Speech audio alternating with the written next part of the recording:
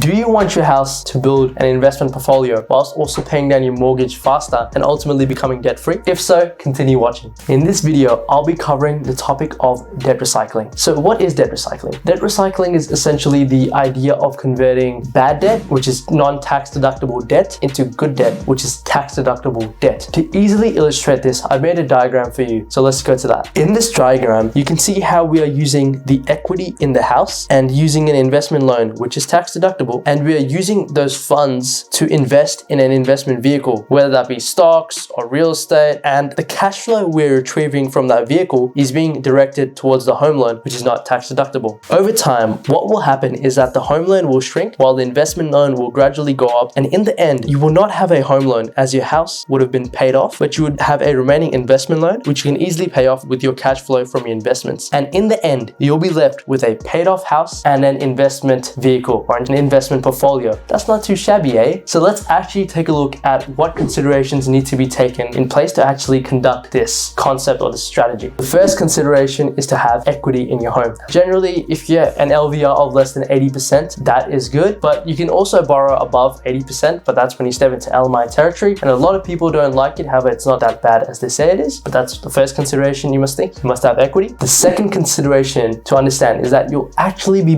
paying more. The reason is because you're taking out another loan, which is an investment loan. So are you prepared for overall repayments to increase? And what if interest rates go up? Can you handle that? And let's say your assets is like down for a while and it can't give cash flow to pay towards a home loan. Are you fine? Are you okay with that? These are some of the things that you got to consider before embarking on the strategy. And you got to have a proper sound plan. The number 3 consideration is to actually educate yourself in an asset class that you want to invest in. The worst thing that can happen is that your investment will go to zero, it will tank, and you'll be left with a hefty loan to pay. And I don't know how you're going to answer your wife, but please be prepared. This can be ultimately classed as a high risk strategy because sure, many people see the positive sides of leverage, especially in cases like real estate, but you got to understand that with leverage, you can magnify your gains, but in that same token, you can also magnify your losses. So it's very, very important that you do your due diligence and actually have a plan drawn out and see that you actually meet these considerations. And in fact, overall, if you do actually want to, increase your overall repayments, I just want you to see this from an objective point of view rather than just focus on the pros, because you also got to look at the cons as well that can possibly arise. Overall, I hope this video told you and explained debt recycling in a basic manner, which most people can understand because it's not too complicated in the surface. However, I can drill down even further, and I've noticed that a lot of people haven't drilled down a lot. They just go into the basics, and I really like nitty-gritty sort of type. So if you're interested in me drilling down into debt recycling further and explaining in more depth, please leave a like and hit a comment down below just so I can actually see that someone's actually interested. But besides that, I thank you for watching this video and I hope you have a fabulous day ahead of you. Goodbye.